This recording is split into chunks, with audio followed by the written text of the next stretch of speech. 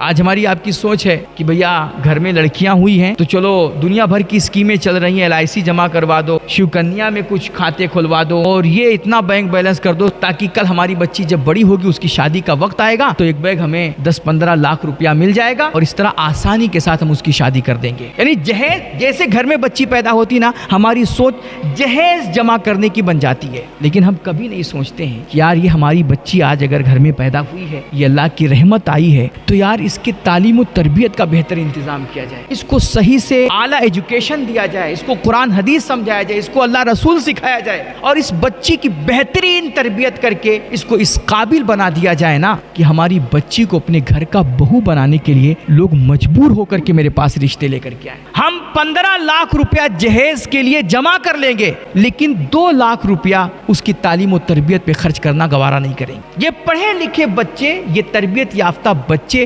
ہمارا نام روشن کریں گے، بینک بیلنس، جائیداد، پراپرٹیاں ہمارا نام روشن نہیں کریں گے۔ آدھی روٹی کھاؤ لیکن اپنے بہو بیٹیوں کو اور اپنے بچوں کو بہترین طریقے سے پڑھاؤ، ان کی صحیح تربیت کرو۔ اصل مسئلہ یہ ہے بھائی کہ ہم کوانٹٹی آف لائف جینا چاہتے ہیں، کوالٹی آف لائف جینا ہی نہیں چاہتے ہیں۔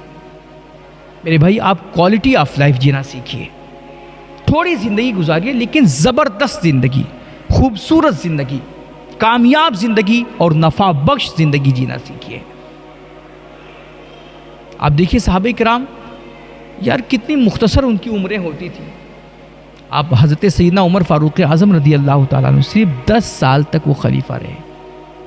لیکن 10 سال کے اندر انہوں نے آدھی دنیا میں اسلام کا فریرہ لہرا دیا۔ اتنے فتوحات، اتنی جنگیں اور اتنی کامیابیاں انہوں نے بٹوری۔ یار 10 سال تو اللہ نے ہمیں بھی عطا کیے، ہم نے 10 سالوں میں کیا کیا؟ اور 10 سال کا حساب تو شاید آپ کے لیے بہت لمبا ہو جائے۔ آپ 10 سال چھوڑو یار، پچھلے 10 دن میں آپ نے کیا کیا ہے اپنی نبی کی امت کے لیے، اللہ کے دین کے لیے، انسانیت کے لیے، اللہ کی مخلوق کے لیے؟ آپ نے کوئی ایسا کام کیا ہے کہ جس سے انسانیت فائدہ حاصل کر سکے؟ اور چھوڑو آپ نے کیا کہ نہیں کیا، کم سے کم پچھلے 10 گھنٹے جو گزرے ہیں، ان 10 گھنٹوں میں کیا آپ نے ایک دفعہ اللہ سے یہ دعا کی کہ اللہ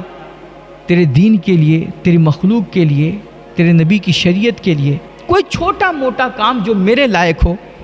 میرے مالک وہ کام میرے حصے میں بھی ڈال دے،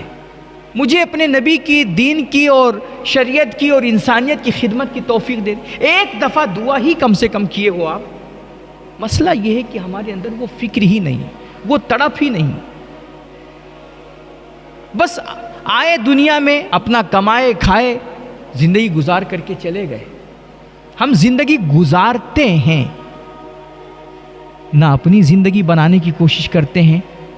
نہ سامنے والے کی زندگی بنانے کی کوشش کرتے ہیں۔ بہت زیادہ فکر ہے۔ دیکھو صحابہ کرام جب دنیا سے جاتے تھے نا،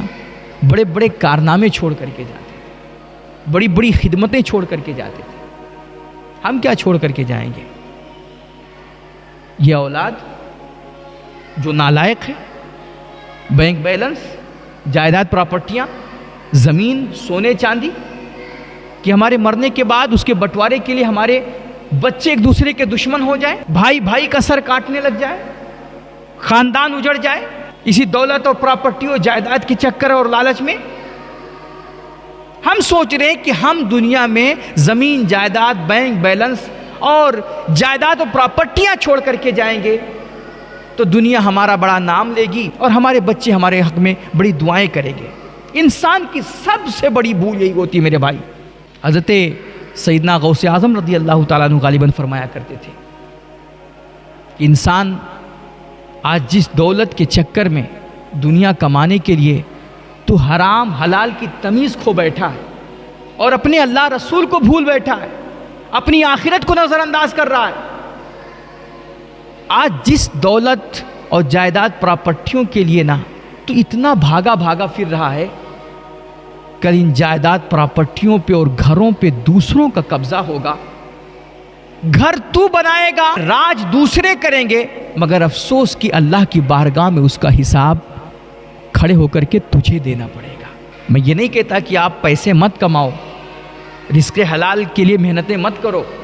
بینک بیلنس جمع مت کرو، سب کچھ کرو میرے بھائی، لیکن وہی بات کہ رزق کے چکر میں اپنے رازق کو مت بھول جاؤ، دنیا بنانے کے چکر میں اپنی آخرت کو نظر انداز مت کرو۔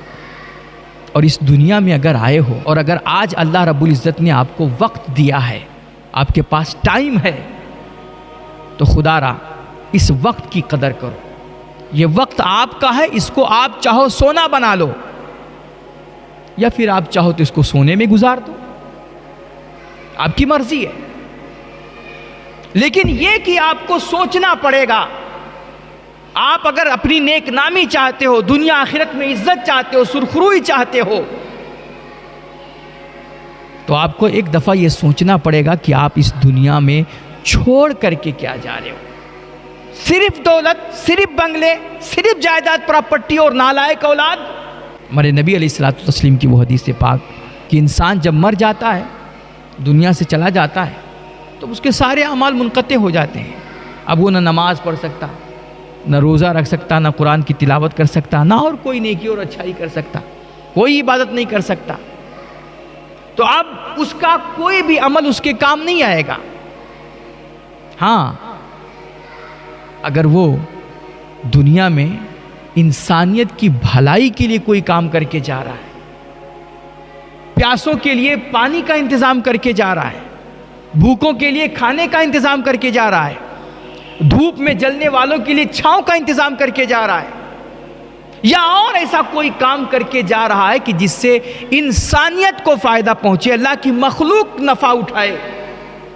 تو کہتے ہیں جب تک انسانیت اس چیز سے، اس کے چھوڑے ہوئے کام سے فائدہ اٹھاتی رہے گی اور محظوظ ہوتی رہے گی،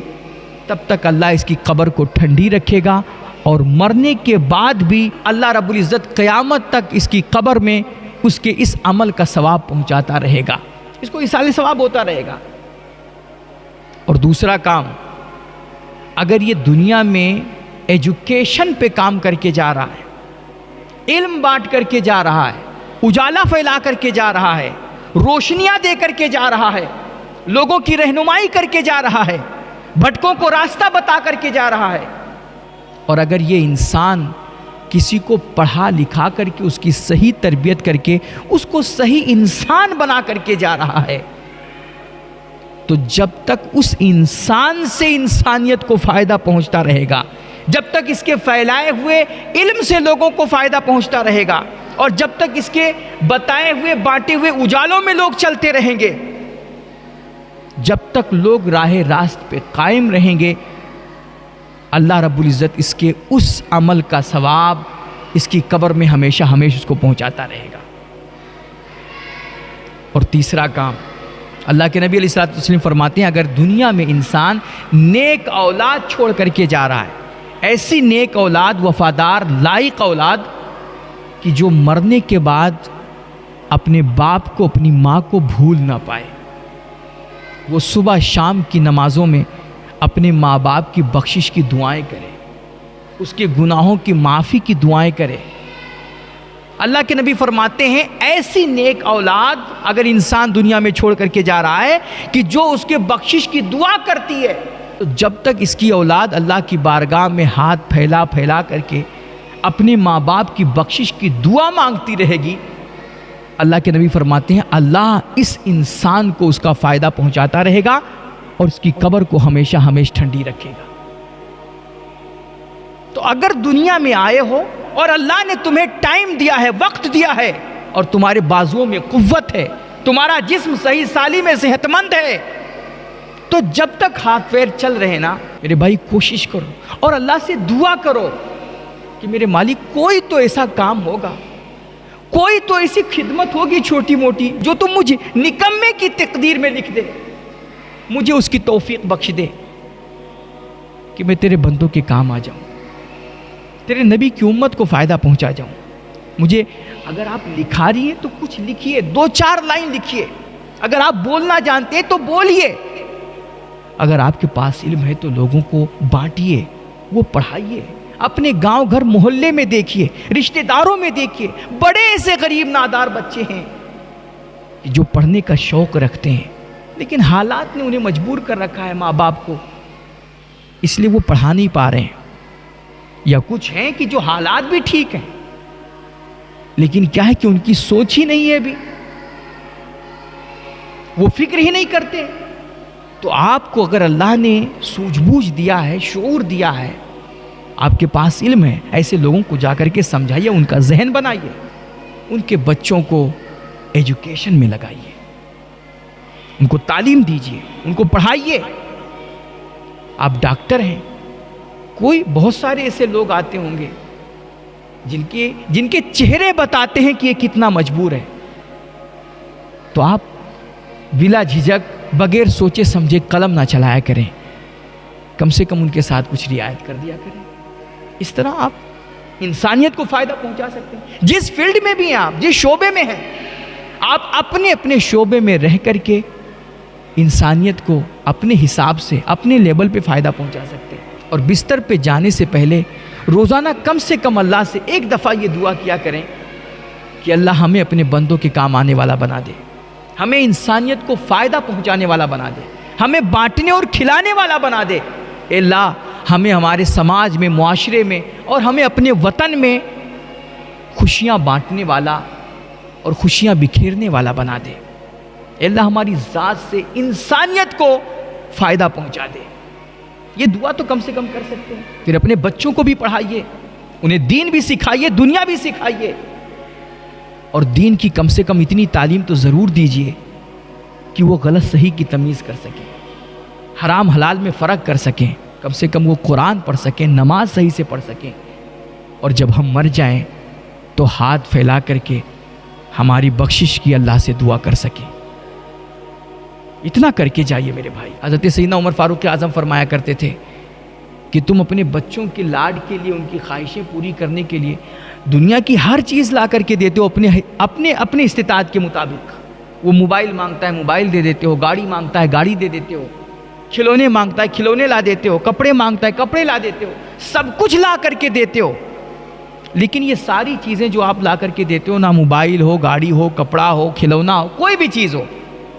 یہ سب ایک وقت تک فائدہ پہنچاتی ہیں، اور پھر بچوں کا بھی دل اس سے بھر جاتا ہے، وہ اس کو توڑ پھوڑ کر کے خراب کر دیتے ہیں. یہ ساری چیزیں ختم ہو جانے والی، مٹنے والی ہیں. اس لیے آپ فرماتے تھے کہ انسان اپنی اولاد کو سب سے بہترین جو تحفہ دیتا ہے نا، وہ نہ گاڑی ہے، نہ موبائل ہے، نہ کھلونا ہے، نہ کپڑا، نہ اور کوئی چیز ہے. آپ فرماتے تھے سب سے بہترین تحفہ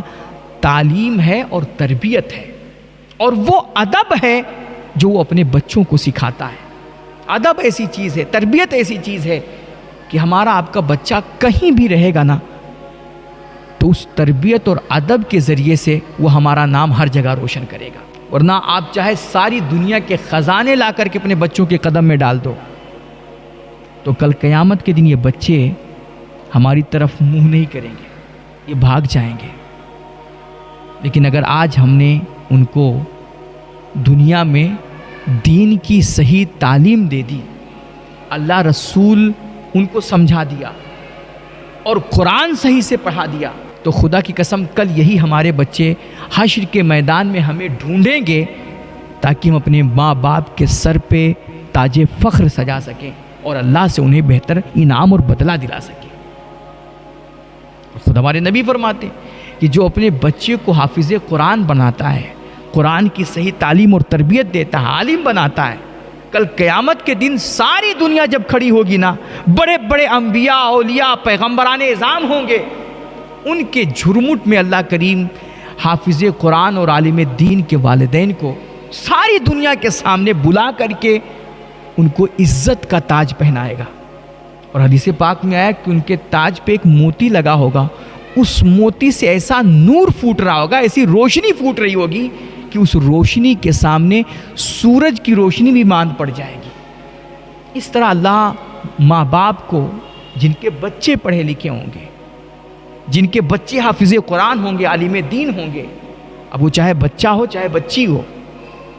اگر ہم اس کو قابل انسان بنا کر کے جا رہے ہیں تو ہم دنیا میں بھی سرخرو رہیں گے انشاءاللہ، اور کل قیامت کے دن ساری دنیا کے سامنے اللہ اس طرح ہمیں عزتوں سے نوازے گا. آج ہماری آپ کی سوچ ہے کہ بھیا گھر میں لڑکیاں ہوئی ہیں تو چلو دنیا بھر کی اسکیمیں چل رہی ہیں، LIC جمع کروا دو، शिव कन्या में कुछ खाते खुलवा दो और ये इतना बैंक बैलेंस कर दो ताकि कल हमारी बच्ची जब बड़ी होगी उसकी शादी का वक्त आएगा तो एक बैग हमें 10-15 लाख रुपया मिल जाएगा और इस तरह आसानी के साथ हम उसकी शादी कर देंगे।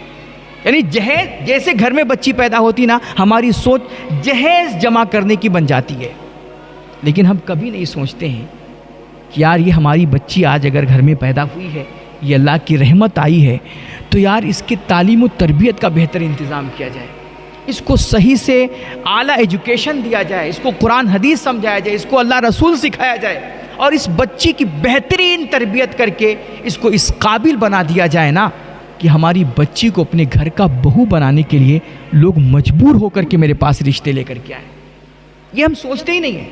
हम 15 लाख रुपया जहेज के लिए जमा कर लेंगे लेकिन 2 लाख रुपया उसकी तालीम और तरबियत पे खर्च करना गवारा नहीं करेंगे। 500 रुपया महीने की फीस के लिए अगर बोल दिया जाए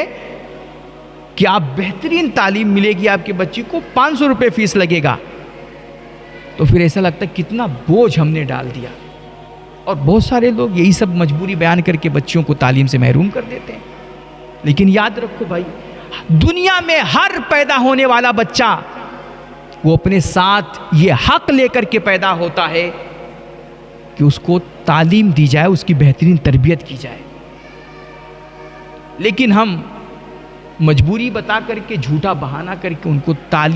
वो तालीम नहीं देते हैं जो असल में उनको देना चाहिए। इस तरह हम अपने बच्चों को खुद उनके हक से महरूम कर देते हैं। और याद रखो, अगर नमाजों में आपने कमी की, इबादतों में आपने कमी की, अल्लाह गफूर और रहीम है, वो माफ़ कर देगा एक दफ़ा। लेकिन अगर आपने किसी का हक मारा है ना मेरे भाई, तो जब तक वो साहिब हक आपको माफ़ नहीं करेगा, अल्लाह आपको कभी किसी भी सूरत में माफ़ नहीं करेगा। इसलिए अल्लाह के वास्ते अपने बच्चों को तालीम के हक से महरूम ना करो। उनको पढ़ाओ, आधी रोटी खाओ, लेकिन अपने बहू बेटियों को और अपने बच्चों को बेहतरीन तरीके से पढ़ाओ, उनकी सही तरबियत करो। तो जिंदगी अगर अल्लाह रब्बुल इज़्ज़त ने आपको दी है तो आप इन कामों पे फोकस कीजिए, मेहनत कीजिए, मजदूरी कीजिए, पसीना बहाइए और इस तरह पैसे कमा करके उन पैसों का सही इस्तेमाल कीजिए। अपने आप को बेजा ख्वाहिशात से बचाइए और अपने पैसे वहां खर्च कीजिए जहां पे खर्च करने का हक है। इस तरह आपकी भी ज़िंदगी संवरेगी, आपकी नस्लों की भी ज़िंदगी संवरेगी और आप दुनिया में भी सुरखरू होंगे और इंशाअल्लाह कल क़यामत में तो आप सुरखरू ही होंगे। ये पढ़े लिखे बच्चे, ये तरबियत याफ्ता बच्चे हमारा नाम रोशन करेंगे। बैंक बैलेंस, जायदाद, प्रॉपर्टियाँ हमारा नाम रोशन नहीं करेंगी। अल्लाह हम सबको सही समझ अता फरमाए और इन बातों पे सबसे पहले मुझे फिर आप हज़रात को अमल की तौफ़ीक़ रफ़ीक़ अता फरमाए। वाखिरु दावाना अनिल हम्दुलिल्लाहि रब्बिल आलमीन। अस्सलामु अलैकुम व रहमतुल्लाहि तआला व बरकातुहू।